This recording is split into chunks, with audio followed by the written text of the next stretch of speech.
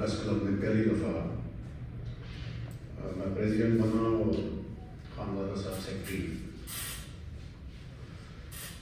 تو ہم دونوں بہت ڈرے ہوئے تھے کہ دو شاعر صحافیوں کے کلب کے صدر سیکرٹری بن کے کیسے چلائیں گے. تو لیکن بہرحال پریس کلب کو ہم نے رن کرنے کی کوشش کی اور اس دوران ہم نے کچھ مشاعرے بھی بڑے مشاعرے بھی کیے. اور وہ جو 2014-15 کا مشاعرہ تھا آزادی مشاعرہ, تو میں جو فیس بک ریکال کرتا ہے تصویریں, تو اس میں ہمارے بہت سارے دوست چلے گئے دنیا سے, 8-10 کے قریب 8-9. اس میں یاسر یاسین تھے, اس میں رسا بھائی تھے, اس میں آزاد تھے, آزاد صاحب ہوتے تھے سندھی کے شاعر, امجد صاحب, وہ جو مزاحیہ شاعری کرتے تھے عنایت علی خان صاحب, وہ راشد نور ابھی چلے گئے, اجمل بھی چلے گئے,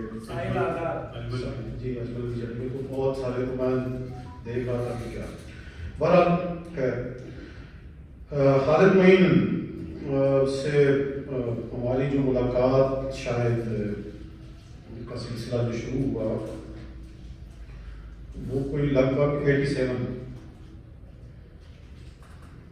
وہاں ہم جو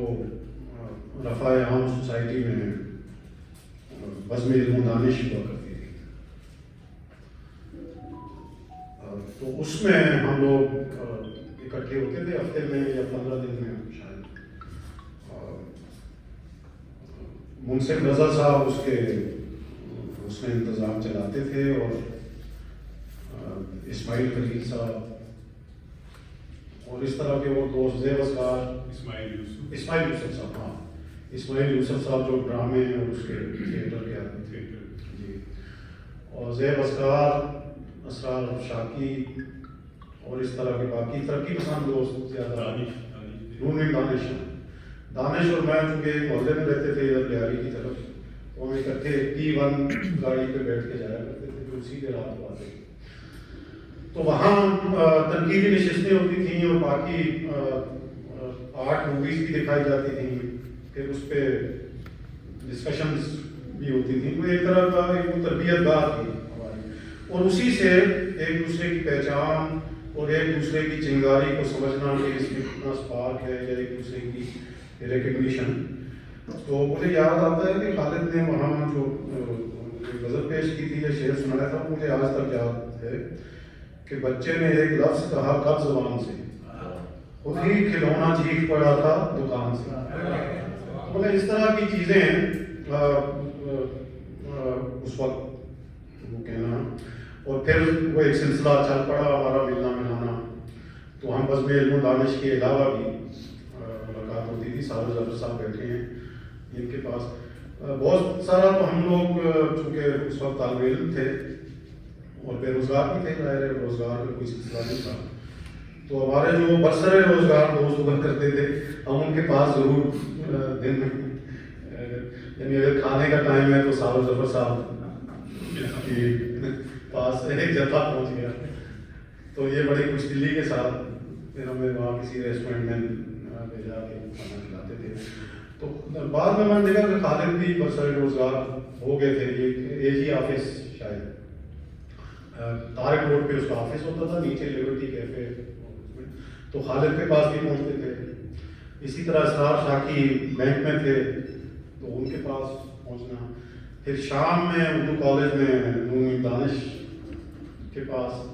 تو یہ سلسلہ ایک, اور پھر راتوں کو وہی اپنے علیم بھائی کے یہاں, عبید اللہ علیم کے یہاں. تو ایک آوارگی کا اور ایک اس کا رشتوں کا ایک سلسلہ تھا, اور اسی میں ہمیں ایک جوڑے ہوئے بھی رکھا. ابھی مطلب میں سب سوچتا ہوں کہ اس وقت اگر ہماری کبھی کبھی بھی ملاقات ہوتی تو لگتا تھا روزانہ ملاقات ہو رہی ہے. آج کل ہم روزانہ ایک دوسرے سے ملتے ہیں لیکن ملاقات کبھی کبھی ہوتی ہے. حالانکہ ایک فلور پہ بھی ہوتے ہیں ہم بیٹھے ہوئے, لیکن بالکل الگ الگ ہو. تو خالد کی جو شخصیت اور اس پہ تو بڑی گفتگو امرین نے تو کوزے میں بند کر دیا، اور ماشاءاللہ امرین جب بھی بولتی ہیں تو یہ حیران ہی کرتی جاتی ہیں، اور شاعری میں بھی اور نقد و نظر میں تو ان کی بہت ہی گہری نظر ہے، تو بہت خوشی ہوتی ہے، اور پھر یہ کچھ کہنے کے لیے چھوڑتی بھی نہیں ہے، شاعر پڑھ کے لوگ کی چلی جاتی ہیں، دیکھتے رہتے ہیں، اور ابھی گفتگو میں تو خالد نے اپنے آپ کو جس طرح کہنا چاہیے کہ دوستوں نے پوائنٹ آؤٹ بھی کیا، کاشف نے بھی، کہ جو ان کی ابتدائی شاعری اور شخصیت ہے تو اس میں ایک بہت ہی ایک وحشت ہے، اور اگر کتاب اس طرف کر کے دکھائیں تو وہ تصویر بھی آپ کو وہ نظر آئے گی، گمریالی داڑھی اور بہت ہی گھنی قسم کے بال گمریالے اور داڑھی، تو وہ پوری ان کا جو صحافہ تھا وہ اس طرح کا تھا جو ہمارے ابتدائی دنوں کا اسی کتابوں میں ہے۔ ظاہر ہے ہر آدمی کے ساتھ اور خاص طور پہ اگر وہ تخلیق کار ہے تو ایک حساس طبیعت کا وہ آدمی ہوتا ہے، اور اس کے ساتھ ساتھ جو بھی چاہے وہ قلبی واقعاتے ہیں یا اور اپنے خانگی مسائل ہیں اور چیزیں ہیں تو وہ ان سے گزرتا ہے،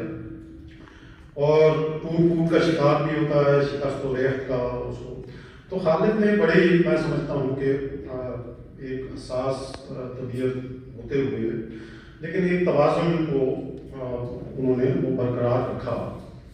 حالانکہ کہیں انہوں نے اپنی کسی تحریر میں اس کا ذکر بھی کیا کہ وہ توازن کو اس طرح نہیں رکھ پائے، لیکن میں سمجھتا ہوں کہ وہ انہوں نے وہ جو ایک بیلنس ہے کہ اس میں یہ کہیں اس طرف بھی جا سکتے تھے جیسا کہ کاشف نے کہا کہ بالکل خودکشی کی طرف، اور لیکن انہوں نے زندگی چونکہ بہت شروع سے ہی ان کا جو نظریہ تھا وہ کہتے ہیں کہ کس کا شعر ہے،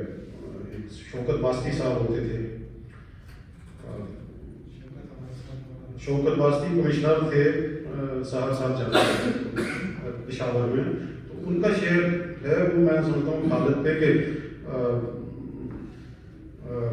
ادب کے لیے ہے کہ زندگی کے لیے میری بیاض اٹھا لو تو فیصلہ ہو جائے۔ تو خالد کے اندر جو ایک زندگی کو برتنے کا اور اپنے تخلیقی وقور کو وہ رکھنے کا، میں سمجھتا ہوں کہ ظاہر ہے جب آپ مختلف جہتوں سے گزرتے ہیں اور خاص طور پہ غم روزگار کہ آپ کو اپنے آپ کو اپنی فیملی کو زندہ رکھنے کے لیے آپ کو دن رات اگر مشقت کرنی پڑ رہی ہے، اور اس کے ساتھ ساتھ اپنی تخلیقی جوہر کو جس انداز میں انہوں نے نہ صرف جاری و ساری رکھا بلکہ اس کو اور جلا بخشی، تو وہ بہت ہی میں سمجھتا ہوں کہ قابل تحسین ہے، اور میں اس کو بہت انسپائر وہ کرتا ہوں ہمیشہ۔ پھر خالد نے ایک تو شاعری، غزل، اور پھر نظمیں، اور پھر جب یہ نثر کی طرف آئے اور اس میں ظاہر صحافتی کام بھی بہت زیادہ ہے، اور ابھی دوستوں نے بھی پوائنٹ آؤٹ کیا، امرین نے بھی،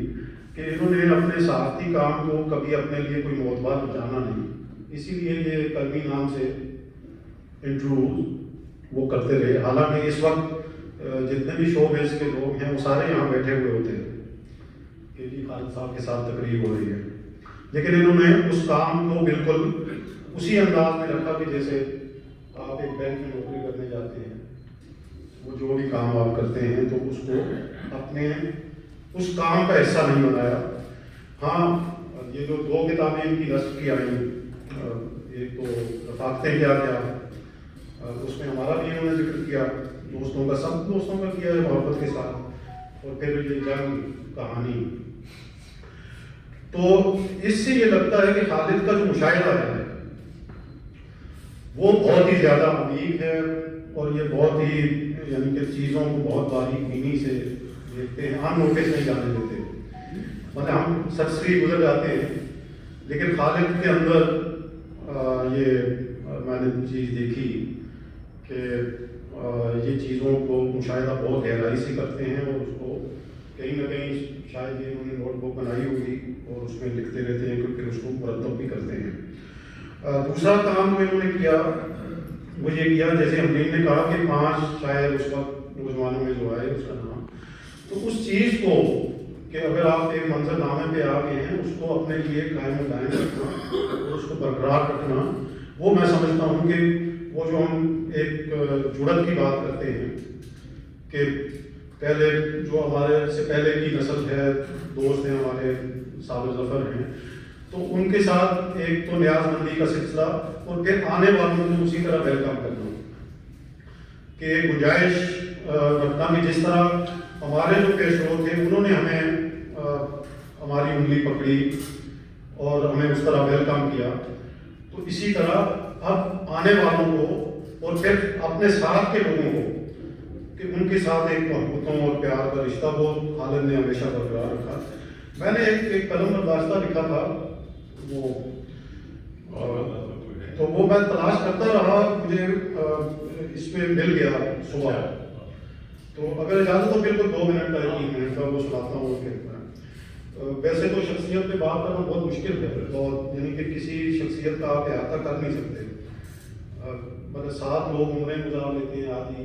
لیکن نہیں کر پاتے، ایک دوسرے میاں بیوی بھی نہیں سمجھ سکتے اکثر کیا اکثر ہی۔ تو یہ میں بہت اچھا ہے جی، یہ بات ہے، چھوٹا سا ٹکڑا ہے ساحر صاحب، یہ آپ کی اجازت سے میں اس کا عنوان ہے پیارے صاحب شاد رہو آباد رہو۔ مونسون کی بارشوں میں کراچی بھیگتا نہیں ڈوب جاتا ہے، ایسی ایک شام کو میں، خالد معین اور اجمل سراج ہرے بھرے سگریٹ پینے کے بعد، میں بھی اس وقت سگریٹ پیتا تھا، ابھی نہیں پیتا ہوں، لیکن ہرے بھرے اجمل کی وجہ سے پیے تھے، ہم دونوں اس میں تھے نہیں ویسے، تو ہرے بھرے سگریٹ پینے کے بعد فریئر ہال کے باہر میں خالد کے ایک مصرے رقص کیا کبھی شور مچایا کی عملی تصویر بن گئے تھے۔ اگرچہ ہم تینوں کے پاگل پان کی یہ پہلی بارش نہیں تھی، پھر بھی ایک ساتھ ایک ہی ترنگ میں جھومنے، ناچنے اور مستی میں ڈوب جانے کے یہ لمحات پہلی محبت، پہلے لمس اور پہلے ذائقے کی طرح جب بھی کراچی بارش میں ڈوبتا ہے ایک خوشگوار احساس کی صورت میں سامنے آ کر بیٹھ جاتے ہیں۔ احساسات سے جڑے کئی اور واقعات بھی درد کے رشتے کی طرح مشترکہ ہیں جو رفاع عام سوسائٹی سے طارق روڈ سے ایلفی اسٹریٹ اور ایلفی اسٹریٹ سے شاہ فیصل کالونی تک گلیوں، بازاروں، دفتروں اور چائے خانوں میں گزری تپتی دوپہروں، بھیگتی شاموں اور گجروں کی طرح مہکتے رت جگہوں کی یاد دلاتے ہیں۔ ہمیں ایک دوسرے کے شعر اپنی غزلوں اور نظموں سے زیادہ عزیز تھے اور ہم انہیں دل کے ٹکڑوں کی طرح بغل بیچ لیے کرتے تھے۔ ان دنوں خالد کی شاعری صبا کے گرد گھومتی تھی۔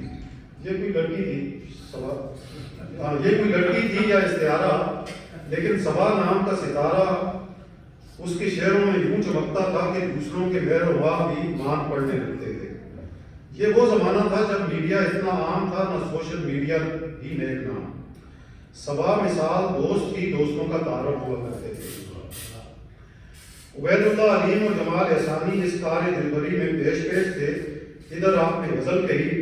ادھر شہر بھر میں منادی کرا دی گئی۔ نظم کی آمد اور غزل کے ظہور کو جشن کی طرح منایا جاتا تھا۔ کسی محفل یا تقریب میں آپ کے دوست موجود ہیں تو سمجھ لیجئے آپ کے شعر آپ سے پہلے وہاں مہک رہے ہیں۔ خالد کے شعروں کی خوشبو بھی خالد سے پہلے ہم تک پہنچ چکی تھی۔ پھر نہ جانے کب گفتگو کے دیے روشن ہوئے اور خالد نے چپکے سے کہا، پیارے صاحب لوٹنے کا سوال مت کرنا۔ شاید یہی وجہ ہے کہ میں آج تک بارش میں بھیگتی اس شام کے شہر سے نہیں نکلا جب میں، خالد معین اور اجمل سراج رومی کے ورلنگ درویشوں کی طرح وجد میں تھے۔ وجد کی یہ کیفیت آج بھی ہم تینوں پر طاری ہے۔ فرق اتنا ہے کہ پہلے ہم پارکوں میں ناچتے تھے، اب جب بارش ہوتی ہے तो अपनी अपनी ज़ात के नेहा खानों में छुप कर रक्स करते हैं। क्या कहें? इसी कैफियत में खालिद के कुछ अशार, लहू की ताल पे आगाज रक्स करते हुए इधर उधर से सरोकार थोड़ी होता है। लहू की ताल पे आगाज रक्स करते हुए इधर उधर से सरोकार थोड़ी होता है। दिए जलाते हुए उंगलियां भी जलती हैं, मगर मैं रोज यही एहतमाम करता हूँ। दिए जलाते हुए उंगलियां भी जलती हैं, मगर मैं रोज यही एहतमाम करता हूँ। बेतमाशा ही सही रक्स न थमने पाए, कुछ दराज और अभी बेखबरी कीजिएगा। गई रुतों का शरीके रक्से विसाल ढूंढो, अकेले पल में धमाल करने से क्या मिलेगा। ये रक्से ज़ात है या एक तमाशा, ये रक्से ज़ात है या एक तमाशा, मैं खुद में खाक उड़ाता जा रहा हूँ। कच्ची उम्र में कल के दुखों से आज उलझना ठीक नहीं। पहला सावन भीगने वालों शाद रहो आबाद रहो। प्यारे साहब, शाद रहो आबाद रहो। बहुत शुक्रिया।